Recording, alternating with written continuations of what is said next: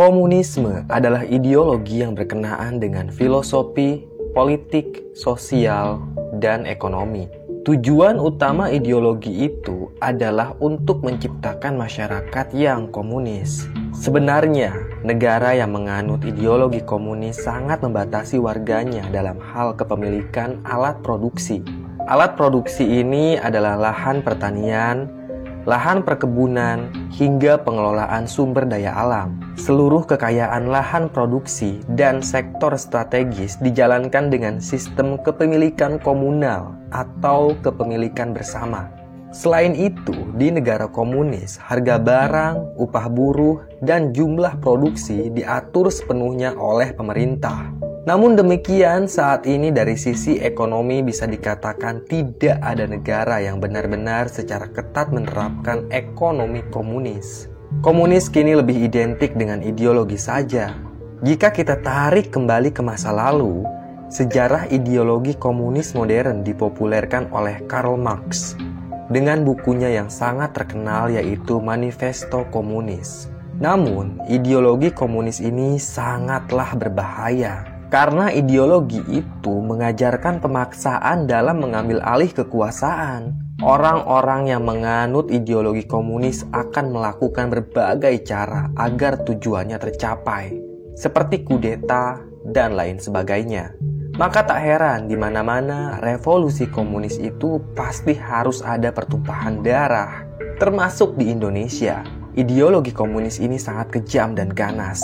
Contoh keganasan komunis terjadi pada tahun 1965, tepatnya tanggal 30 September. Saat itu terjadi pemberontakan Partai Komunis Indonesia atau yang dikenal dengan PKI. Mereka membunuh 6 jenderal dan 1 perwira hanya dalam waktu 6 jam. Kejadian tragis ini tak ada di sejarah manapun dan hanya ada di Indonesia. Semenjak saat itulah, Partai Komunis Indonesia atau PKI dibubarkan dan dilarang ideologinya. Bahkan dalam rentang tahun 1965 sampai 1966, pembantaian massal terhadap simpatisan komunis sangat gencar dilakukan. Sepanjang tahun-tahun itulah setidaknya ada 500.000 simpatisan PKI yang dibantai oleh pemerintah. Namun tentunya operasi pembersihan simpatisan PKI tidak berjalan dengan mudah karena banyak dari mereka yang memiliki ilmu kesaktian sehingga mereka sulit sekali dibunuh. Tubuh mereka kebal peluru. Sudah ditembak berkali-kali pun tetap saja tidak mempan.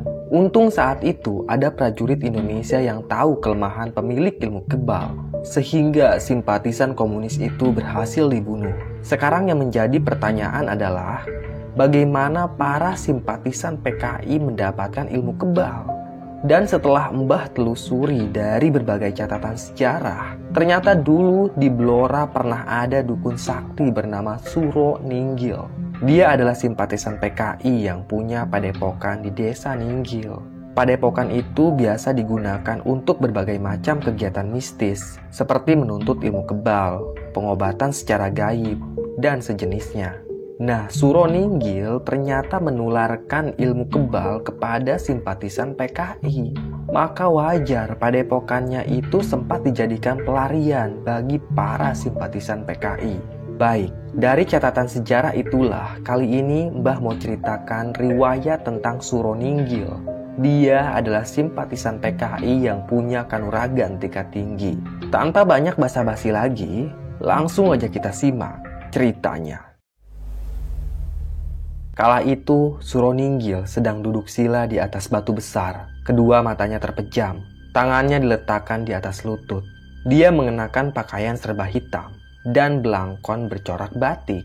Tak jauh dari Suro Ninggil ada air terjun yang cukup besar. Konon, air terjun itu adalah gerbang menuju alam gaib. Seringkali ada orang yang bertapa di kawasan air terjun itu untuk mendapatkan kesaktian. Begitupun dengan Suro Ninggil. Setelah jabatannya sebagai lurah di desa Ninggil selesai, dia ingin mematangkan ilmu kegaibannya dengan cara bertapa di air terjun Keramat.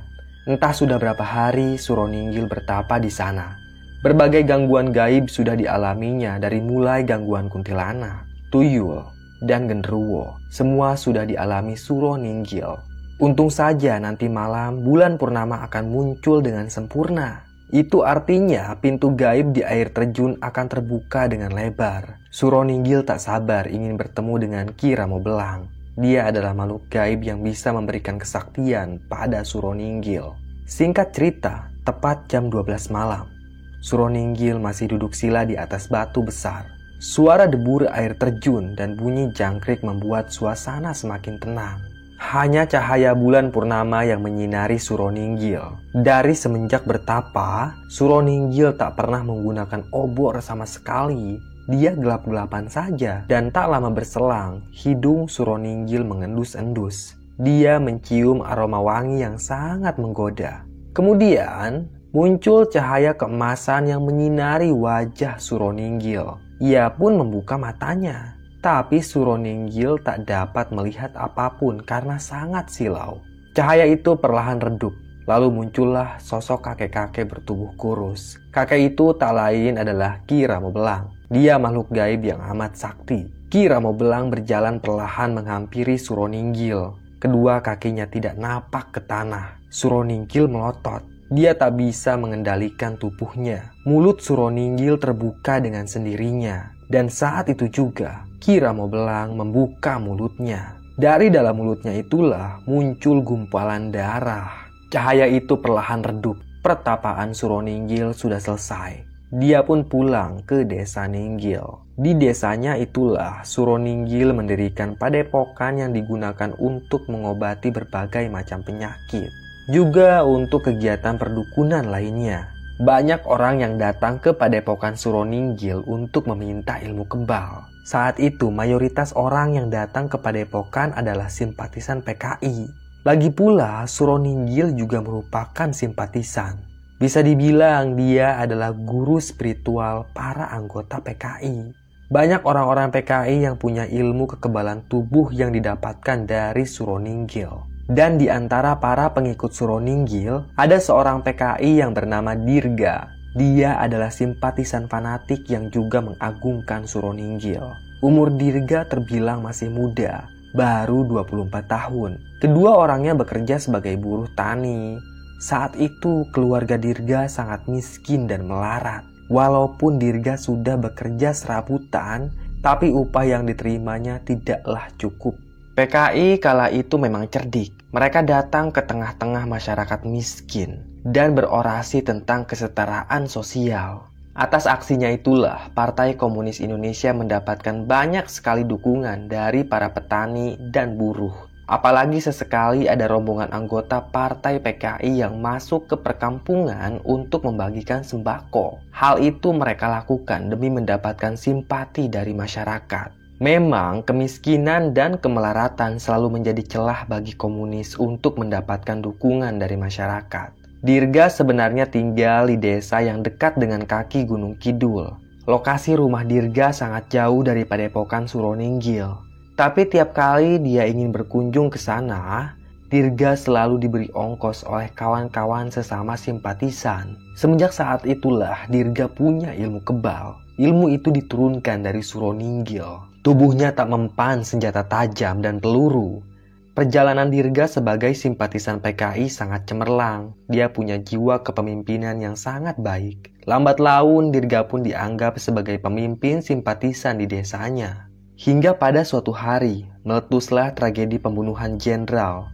Tragedi itu terkenal dengan nama G30S PKI. Pemberontakan PKI ini sangat menggemparkan pemerintah sehingga dengan tegas pemerintah melarang adanya Partai Komunis Indonesia.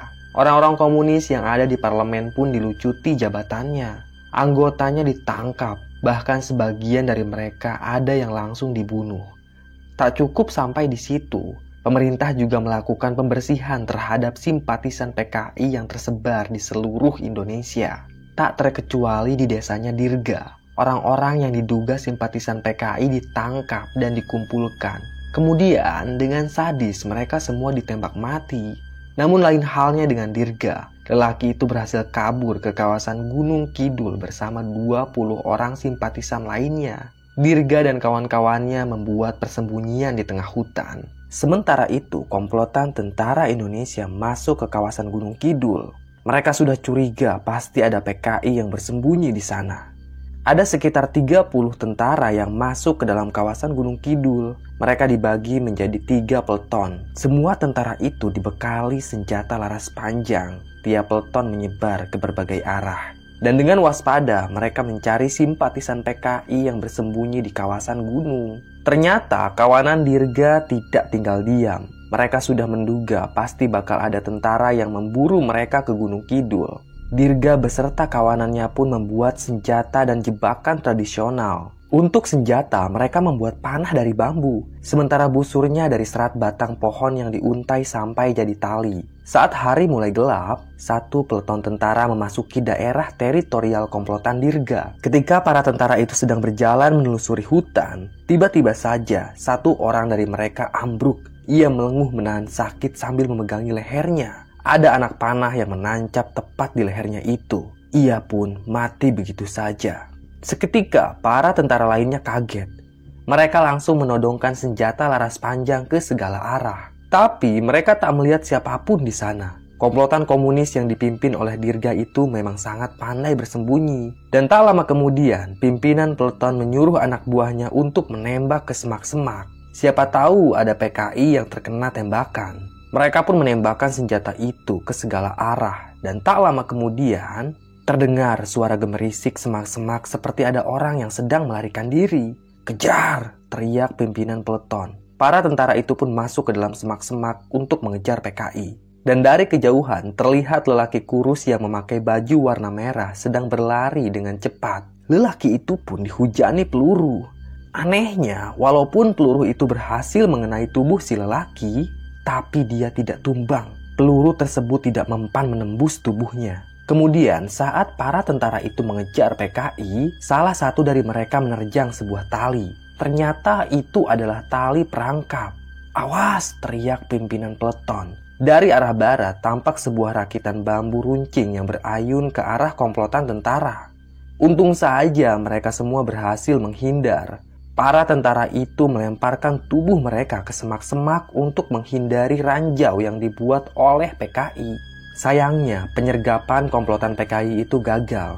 Tentara akhirnya memutuskan untuk pulang karena medan pencarian Gunung Kidul sangat berbahaya. Apalagi setelah tahu banyak ranjau yang dipasang oleh PKI di kawasan gunung itu. Singkat cerita, Dirga dan 20 simpatisan lainnya berhasil keluar dari Gunung Kidul. Mereka membaur bersama masyarakat seolah-olah bukan simpatisan PKI. Setelah itu, tanpa ketahuan aparat, mereka pergi ke desa Ninggil untuk menemui guru spiritual mereka. Ternyata, padepokannya itu adalah tempat pelarian para simpatisan PKI. Mereka bermukim di sana bersama Suro Ninggil. Sebenarnya, polisi sudah mengutus anggota untuk memanggil Suro Ninggil. Tapi utusan polisi itu malah babak belur dihajar oleh anak buahnya Suro Ninggil. Terpaksa tentara turun tangan untuk menggerebek padepokan itu. Tengah malam ada puluhan tentara bersenjata lengkap menyergap desa Ninggil. Bagi PKI yang tidak melawan, mereka ditangkap dan dijebloskan ke penjara. Namun bagi pengikut Suro Ninggil yang melakukan perlawanan, mereka dikumpulkan untuk dieksekusi mati. Dirga dan kawanannya saat itu tertangkap. Mereka berlutut di hadapan para tentara. "Suro Ninggil di mana?" bentak tentara itu. Tapi mereka tidak mau menjawab. Terpaksa salah satu tentara menembak Dirga. Tapi anehnya, tembakan itu tidak mempan. Peluru tidak mampu menembus kulit Dirga. "Dia punya ilmu hitam, komandan," kata salah satu tentara pada pimpinannya. "Bajingan," desis Komandan Furkon. Dia adalah pemimpin operasi itu. Furkon pun mengganti peluru tembakannya. Itu bukan peluru sembarangan karena sudah diberi jampi-jampi. Memang Komandan Furkon ini punya ilmu gaib yang bisa melumpuhkan orang-orang kebal. Lalu Furkon menodongkan senjata ke kepala simpatisan PKI. Mereka pun ditembak mati, termasuk Dirga. Lelaki itu tewas dengan sangat mengenaskan. "Komandan!" Tiba-tiba saja ada seseorang yang berteriak dari kejauhan. Furkon menoleh ke arah kanan. Ada 5 orang anggotanya yang mendekat sambil menyeret Suro Ninggil. Kedua tangan dan kaki Suro Ninggil diikat. Wajah lelaki itu tak ketakutan sama sekali. Dia malah tersenyum sinis pada Komandan Furkon. Tubuh Suro Ninggil didorong sampai tersungkur di hadapan Komandan Furkon. "Ini yang namanya Suro Ninggil, komandan. Dia adalah orang sakti yang menularkan ilmu kebal kepada para simpatisan PKI," ucap anak buahnya Furkon. Tanpa banyak basa-basi lagi, Furqon menodongkan senjatanya ke wajah Suroninggil. Komandan itu akan menembak Suroninggil dengan peluru jampi-jampi. Kepala Suroninggil pun ditembak menggunakan peluru itu. Seketika saja Suroninggil terjungkal, darah mengucur dari kepalanya. Dia terkapar di atas tanah. Tak ada tempat di negeri ini untuk komunis, ucap Komandan Furqon. Dia pun melangkah hendak pergi dari desa Ninggil. Namun baru beberapa meter saja, tiba-tiba anak buah Komandan Furqon berteriak. "Komandan, lihat!" teriak anak buahnya itu. Furqon menoleh ke belakang, dan seketika saja ia kaget saat melihat Suroninggil dalam posisi duduk. Padahal tadi ia sudah tewas. Kepala Suroninggil masih bolong terkena hantaman peluru, tapi kedua matanya terbuka, bibirnya juga tersenyum mengerikan. Perlahan, darah Suroninggil yang tercecer di atas tanah merayap menghampiri tubuhnya. Kepala yang bolong itu pun utuh kembali. Suroninggil tertawa terbahak-bahak. "Rawa rontek," desis Komandan Furqon. "Masukkan dia ke dalam karung goni," ucap Komandan Furqon. Ia tahu kalau orang yang memiliki ajian rawa rontek sangat sulit untuk dibunuh. Anak buah Furqon memasukkan Suroninggil ke dalam karung goni. Mereka langsung mengubur lelaki itu hidup-hidup. Kedua kaki dan tangan Suroninggil masih diikat dengan tali. Tak mungkin dia bisa lepas dari ikatan itu. Lubang untuk mengubur Suroninggil juga cukup dalam, sehingga mustahil bagi lelaki itu untuk keluar dari dalam kubur. Suroninggil akan membusuk di dalam tanah hingga tubuhnya hancur lebur dimakan cacing. Selesai. Terima kasih sudah menyimak cerita Mbah. Tunggu cerita-cerita lainnya ya. Tetap sehat dan salam merinding.